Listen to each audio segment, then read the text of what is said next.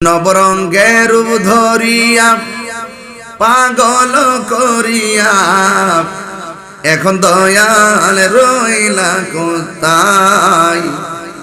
জ্বালাইতে কতক্ষণ, নিবাইতে কতক্ষণ, জ্বালাইতে কতক্ষণ, নিবাইতে কতক্ষণ, জানি দয়ালের দয়ার অভাব নাই, জানি দয়ালের দয়ার অভাব নাই। ও মোর জ্বালা রে জ্বালা কি দিয়া আনিবাই, ঠিক না বেটি? আমাকে বলেছেন গৌসে পাকের জীবনী বলতে, কিন্তু গৌসে পাক কিভাবে হয়েছেন, তার মা কেমন ছিল, তার বাবা কেমন ছিল, কেমন বাবার ঘরে কেমন মায়ের ঘরে কেমন সন্তান হলো। ইন্নাকা লা তাজনি মিনাশ শাউকিল ইনাব, আঙ্গুরের গাছ থেকে কখনো কাঁঠালের আশা করা যায় না। তুমি খারাপ পথে চলবা মা, তোমার সন্তান দিয়ে কখনো তুমি ভালো কিছু আশা করতে পারো না, ঠিক কিনা বলে? এই জন্য আমার মা ওয়াজ শোনার আগে নিজের ঠিক করো। এ আমার বাবা ওয়াজ শোনার আগে নিজে আগে ঠিক হন। সন্তান বড় হইলে গায়ে শক্তি পাইলে চাকরি করে আপনারা খাওয়াইব, কিন্তু সন্তানের উপযুক্ত একটা সময় আপনার অবহেলার কারণে ধ্বংস হয়ে যায়, তা আপনি টের পান না। এই জন্য যুবক কি বলবো, আমার যুবক ভাইরা গো, কি বাসাই বলবো। হুজুর গাউসুল আজম মাদারজাতুল তার প্রমাণ ধরেন। মা আর সন্তানকে নিয়ে গেছে আল্লাহ মসজিদের ভিতরে হুজুরের কাছে যাইয়া বলতেছে, হুজুর আপনি আমার সন্তানটাকে পড়াবেন। কি পড়াবেন? আমার সন্তানকে আপনি কোরআন পড়াবেন। হুজুর যখন বললেন তুমি পড়ো আউযু বিল্লাহ, ছোট্ট বাচ্চা হুজুরের সামনে বলে বিসমিল্লাহ। উনি কেমন মাদারজাতুল, যুবক কেমন মাদারজাতুল।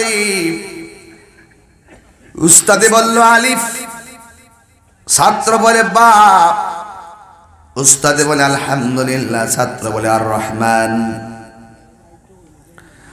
উস্তাদ ডাক দিয়ে কি, আব্দুল কাদের তোমারে বলি তোমার মা পড়াইছে?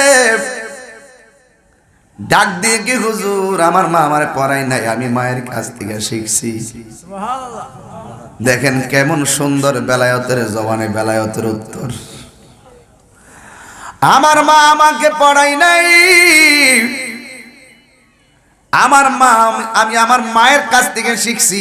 মা শিখাইছে এটাও বলে নাই, মা আমার পড়াই নাই এটাই বলেছে। এবার ছাত্রকে নিয়ে বাড়ির মধ্যে যায় বলতেছে, আপনার সন্তানকে শিখাইয়া কেন আমার কাছে পাঠাইলেন? কয় কি হয়েছে? কয় কি হয়েছে মানে আমি তারে কোরআনের সবক দিতে যাইয়া, আরবি হরফের সবক দিতে যাইয়া তারে বললে আলিফ, সে বলে বা। আপনি কি সন্তানরে পড়াইছেন? না আমি পড়াই নাই। আব্দুল কাদের বলে, হুজুর আমি কিন্তু বলেছি আমার মা পড়াই নাই। এবার আব্দুল কাদের কয় আমি আমার মায়ের কাছ থেকে শিখেছি। গৌসে পাকের আম্মা জান বলে, আব্দুল কাদের আমি আবার তোমার কোন সময় শিখাইলাম? গাউসে পাক কেমন বেলায়েতের জবানে উত্তর দেয়, মা আমি বলি নাই তুমি শিখাইছো, আমি বলছি আমি তোমার দিকে শিখছি। কত বড় কঠিন কথা নেই। প্রত্যেকটা কথা তো কথা নয়, যেন ফুটন্ত গোলাপ। এবার আব্দুল কাদের এই উত্তর দেওয়ার পরে হুজুর ডাক দিয়ে, আব্দুল কাদের তোমার যা দেখতেছি স্বাভাবিক মনে হয় না, তুমি বলো না আসলে ঘটনাটা কি? আব্দুল কাদের জিলানী আল হাসানী ওয়াল হুসাইনী রাদিয়াল্লাহু তাআলা আনহু বলেন, হুজুর আমি যখন আমার মায়ের পেটের মধ্যে ছিলাম, আমার মা 18 পারা কোরআন পড়েছে। আমি মায়ের পেট থেকে শুনে শুনে মুখস্থ করে ফেলেছি।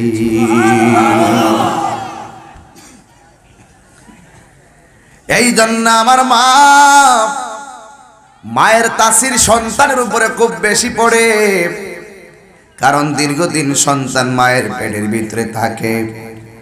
এই জন্যই তা আমার নবী বলেছেন, মায়ের কথা বলেছেন 3 বার, বাবার কথা বলেছেন 1 বার, প্রতিবেশীর কথা বলেছেন 1 বার। এই জন্য হুজুর আব্দুল কাদের জিলানী তিনি যখন কুরআনের সবক থেকে শুরু করে 18 পারা পড়লেন, মা ডাক দিয়ে কি আব্দুল কাদের, তোমাকে জাহিরি ইলম শিখতে হবে, তোমাকে জ্ঞান অর্জন করতে হবে। এবার মা তাকে শিক্ষা অর্জনের জন্য পাঠাবেন, কিন্তু যাওয়ার সময় মা কাছে একটু টাকা পয়সা দিয়ে দিলেন। টাকা পয়সা দেওয়ার পরে এমন একটা জায়গায় কাপড়ের ভিতরে টাকাগুলা সেলাই করে দিলেন। রাস্তার মধ্যে ডাকাতের দলেরা দলল। কেন বলছি? শুধু বোঝার জন্য বলছি। প্রাথমিক বয়ান লাস্টে একটু ভিতরে ঢুকব। হুজুর আব্দুল কাদের জিলানী তিনি রাস্তা দিয়ে রওনা দিল।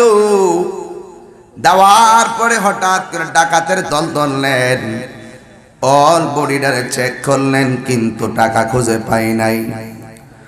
আব্দুল কাদের জিলানী বলে, ও আপনাদের মধ্যে ডাকাতের সর্দার কে?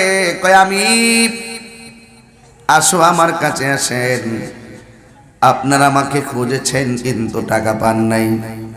কিন্তু আমি বলি দেই, সব জায়গায় তালাশ করলেন, টাকা পান নাই। আমার আম্মা জান আমার কিছু টাকা কাপড়ের ভিতরে সেলাই করে দিছে, নেন নেন সেলাইটা কাটেন, আমার টাকাগুলো নিয়ে যান। এবার ডাকাত ডাক দিয়ে কই, কেমন তুমি যুবক, তুমি কেমন মানুষ, আমরা টাকা খুঁজে পাই নাই, তুমি স্বইচ্ছায় টাকা দিয়ে দিতেছো। কয় আমি দিতেছি কেন জানেননি? আমার মা বলেছে জীবন যাবে কিন্তু মিথ্যা কথা বলবে না।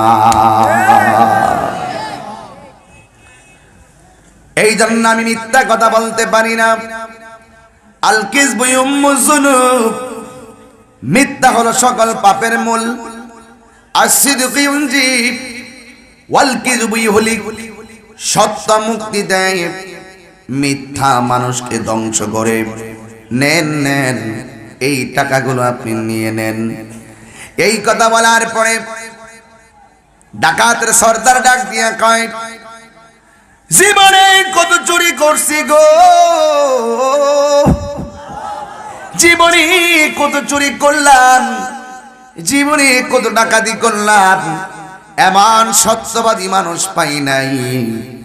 আপনি তো সত্য বললেন না, আমাদের ভিতরে একটা প্রেমের তুফান উঠাইয়া দিলেন। একটা প্রেমের তুফান তুলে দিলেন। ওই মুহূর্তে ডাকাতের সর্দার ডাক দিয়া কয়, আব্দুল কাদের কি খেলা দেখাইলেন?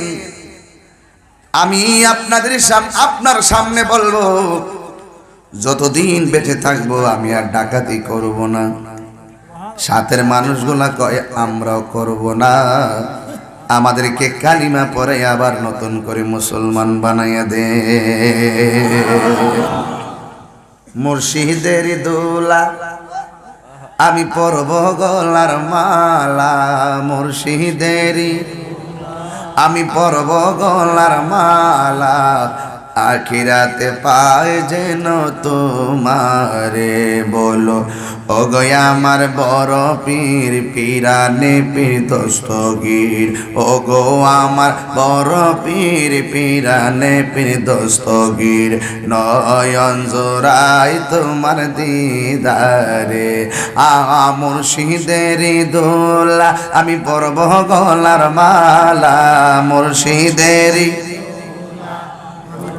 গলার মালা আখিরাতে পাই যেন তোমারে বলো আখিরাতে পাই যেন তোমারে জোরে কি আল্লাহু আকবার বলবেন না ডাকাতের দল সভ্য হয়ে গেল সত্যের কাছে কথা কোন ঠিক কিনা বলেন এই জন্য যুবক জীবন যাবে কিন্তু মিথ্যা বলো না গুণ পোকা যেমন করে কাঠগুলোকে খেয়ে খেয়ে ধ্বংস করে দেয় মিথ্যা তোমার নেক আমলগুলোকে এমন করে ধ্বংস করে দিবে